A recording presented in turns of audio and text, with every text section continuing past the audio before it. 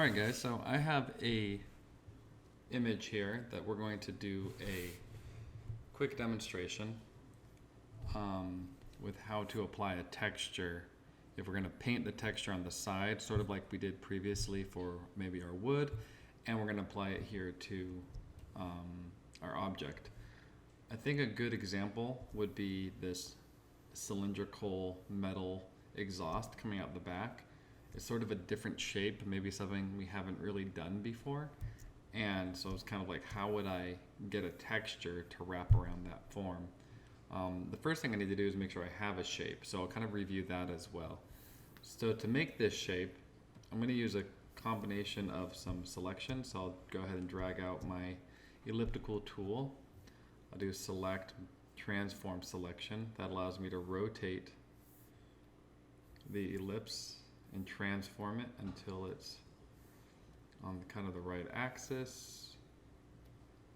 Shrink it down. Bring that down a little bit there.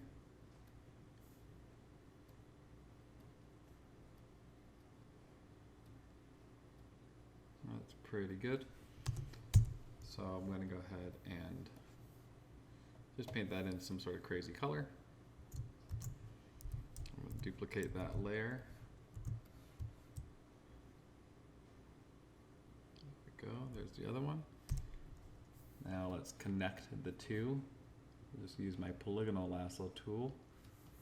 Kind of do some connection. Bridge those two shapes.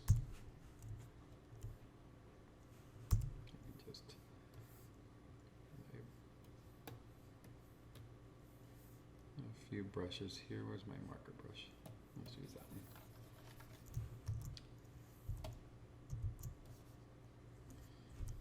Didn't quite get enough there.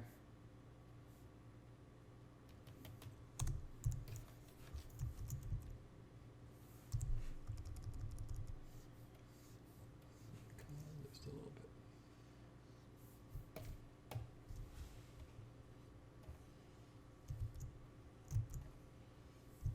Okay, there we go. So there's our shape. Let's merge those two layers. Turn down the opacity a little bit, and that will allow me to draw out the other shapes, which I'm probably just going to do by, no, let's do a pen tool.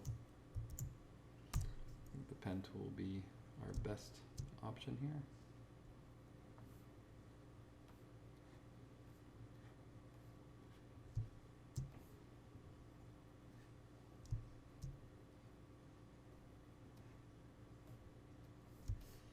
There's one.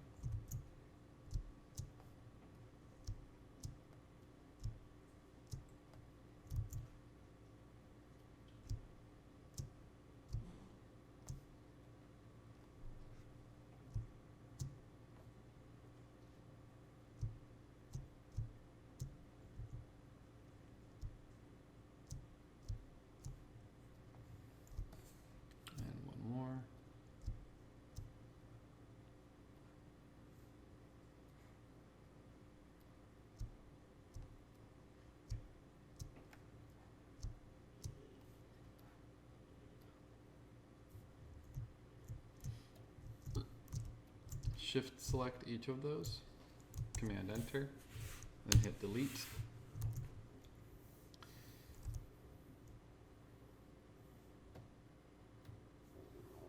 Looks like I could go for a little bit back. Just hand paint some of this back in there. And I have a little shape underneath for the back side, which I'll just do a little darker. And that will be sort of painted by hand. Turn up the smoothing just a little bit.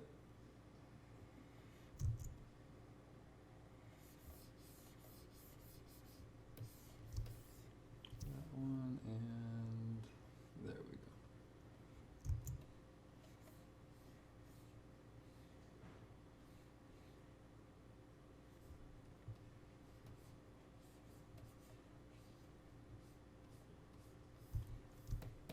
There's the back part, there's the front part. Let's go ahead and assign those a little bit of a tint. So I'm going to colorize that, maybe shade it a little bit towards a blue. gray. There we go. I think that's pretty good. Do the same thing with this other one. A little bit darker. That's fine. And then I'll go ahead and switch it to like an overlay. Actually, let's just put the two together, I think. I'm going to duplicate that and hide it for later so I can have it. So combine those two, switch it to an overlay, and that will inherit the lighting that's underneath. So if you're hand painting that first, then by putting an overlay, even a soft light sometimes works, kind of pick which one you want, use which seems to work better. I think in this case I'm going to use an overlay. But here we have the CG model underneath, which is going to give us the shading, and our color just goes right on top. Alternatively, if we're doing the wagon, then that would just be, you would paint that first, and then you put the color on top of your gray shaded painting. So either way, the principle's the same. It's just whether or not we're using the 3D model to give us our shading. So now that I have this done, we want to apply some sort of material or texture to this, right? So to do that, I'm going to first look up some reference. So you should have always some little bit of photo reference to kind of guide you on what you're going to use or how you're going to paint the material. All right, so here's my photo reference of the exhaust of a jet that I'm using as kind of my inspiration. I really like the rivets. I like the discoloration, sort of the burnt ends back here. Possibly some of this denting could be fun, and I like the color. So overall, I think there's some good things here, maybe some scratches or some things I could put on there as well. So the first thing I kind of want to do is just get the sort of the albedo, right? We've been calling it albedo or color. And this one I have here isn't quite right. This kind of purpley blue color, so it needs to be a little different.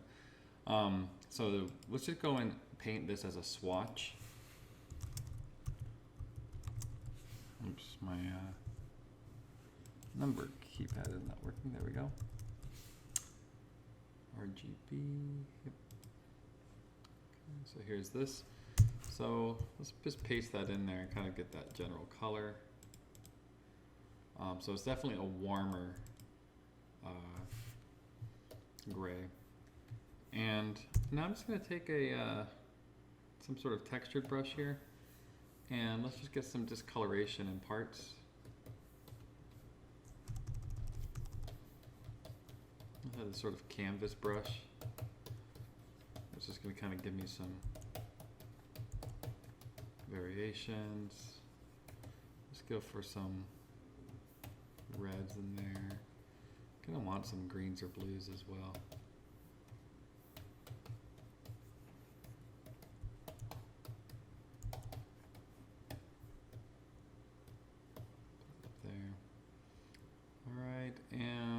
Let's do some scratches, so I can take some.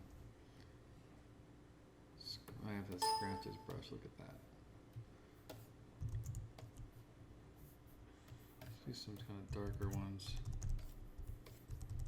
big ones, small ones. Let's do some different colors in there as well. Let's do some lighter values. Just gonna build those up.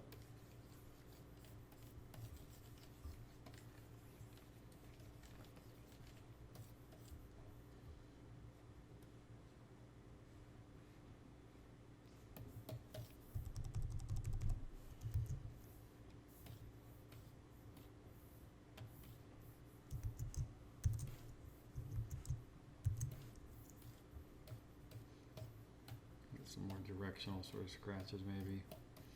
You don't always have to do it this way. It's just an option, depending on what your texture is.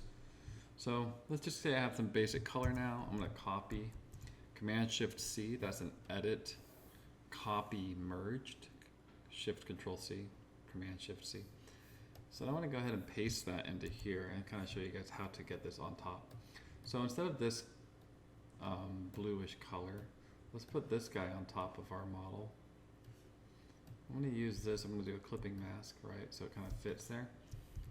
but it doesn't really wrap around it. So what I'm going to do instead is I'm going to transform it, rotate it, and then I can do right click and say warp, and that's going to allow me to sort of warp it in a way. I think if I do the warp, let's see, sometimes when it shows me the warp, it shows me, there should be an option to show the grid, but I guess not today. Alright, so I'm kind of making it sort of a cone shape, right? So I'm kind of getting it go bigger and smaller. This isn't a very, on this particular texture, it's not a very obvious deformation, but on other textures this will be much more important to do. So there we go. That just gives a little bit of that wrap, right? So it's a little bit wrapping around there, very flat. There, now it's wrapping around. I definitely notice a difference there. So once that's done, now I can kind of come in on a new layer, and let's go ahead and do some of the, let's find one of my, I have some texture brushes here. I like this one. This will be for the dirt, kind of going around the outer edges. Not the dirt, sort of like the dark burn marks that I saw right around here. I'll go ahead and paint these on. Turn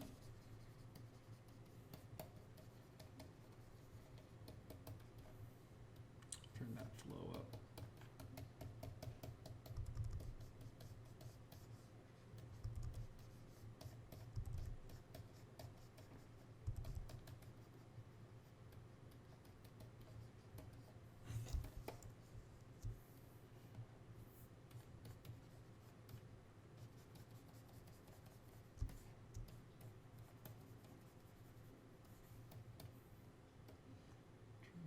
Multiply layer maybe.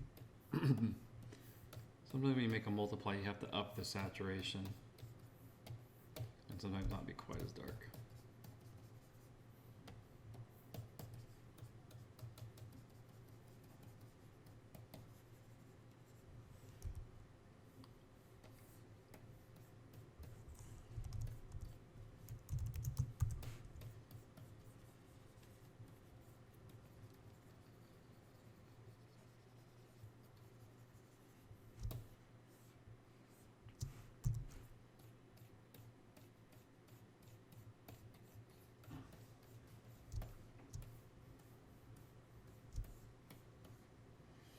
And now let's do some rivets. So that will be a new layer as well. And get out my good old rivet brush, which usually means find my polka dot brush. Here we go. Make that polka dot brush the right size.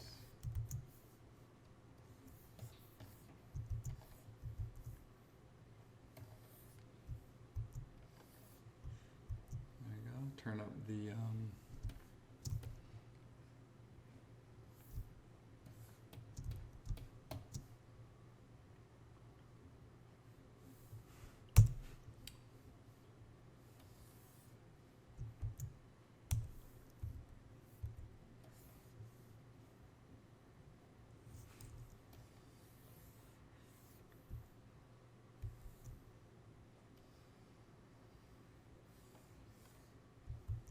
so I think what I'll do,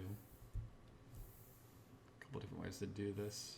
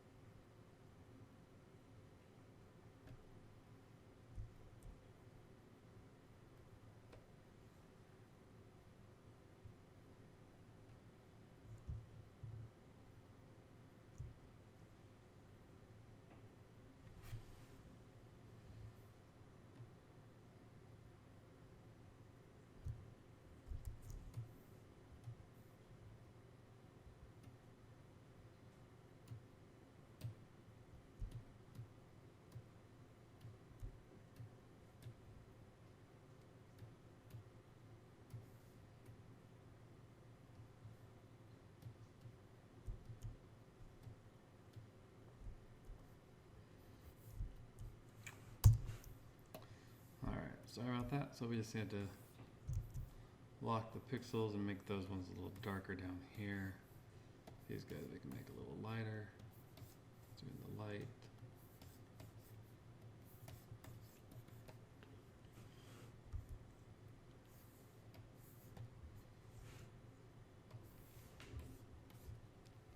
Kind of noticing I need to trim up the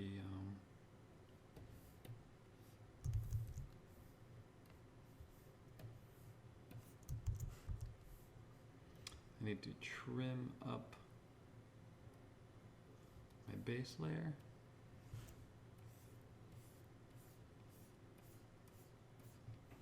That silhouette was getting a little bit outside of the line layer. There we go.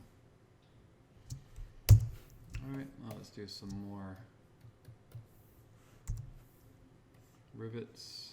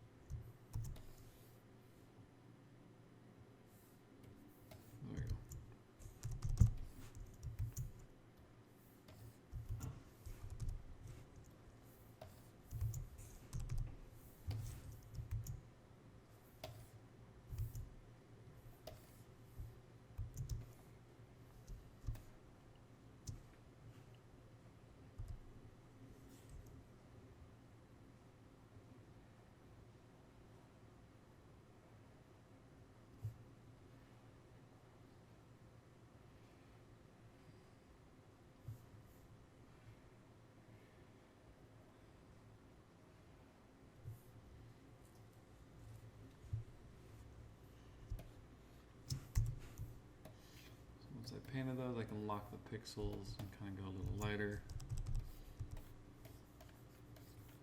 in areas that might be lighter. There we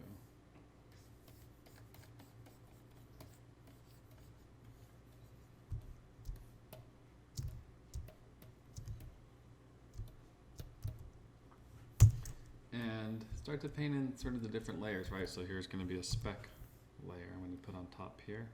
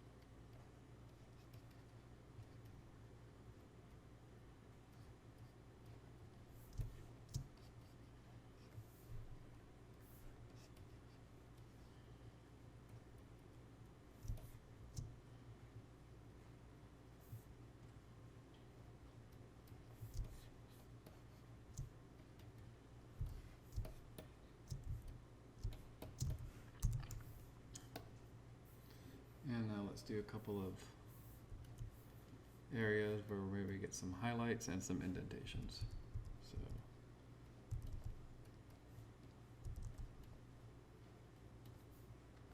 highlight, highlight, and let's do the opposite. So if that was an overlay, this next one will be a multiply.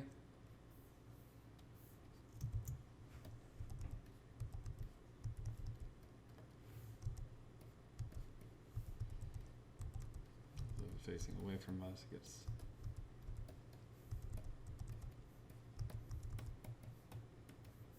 and highlight.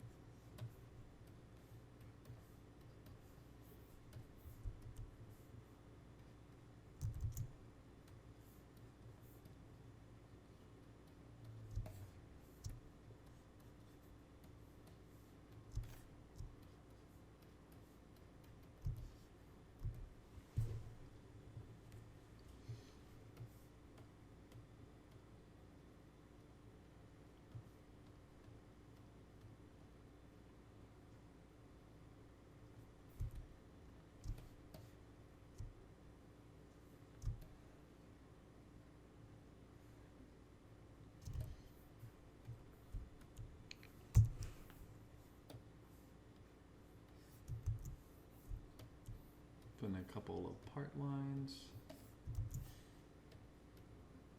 Turn up the smoothing.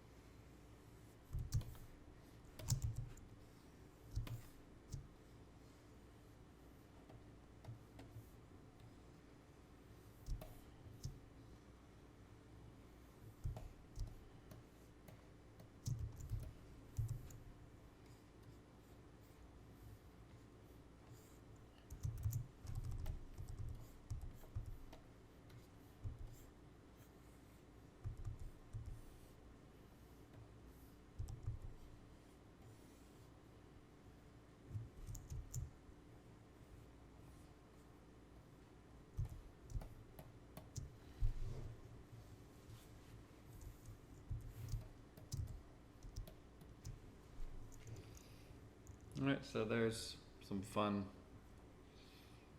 discolorations and things like that. I think I can go for a few.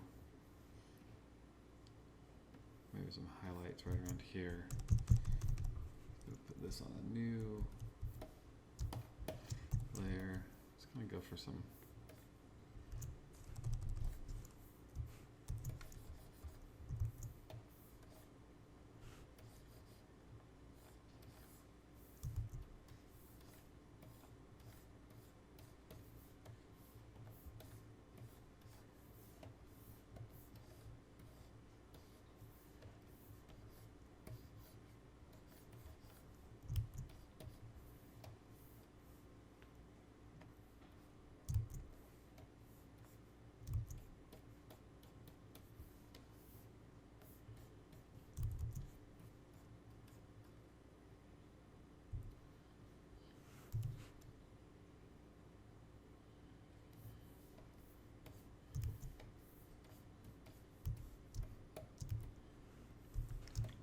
a little bit of that blue green in there, makes it feel kind of burnt.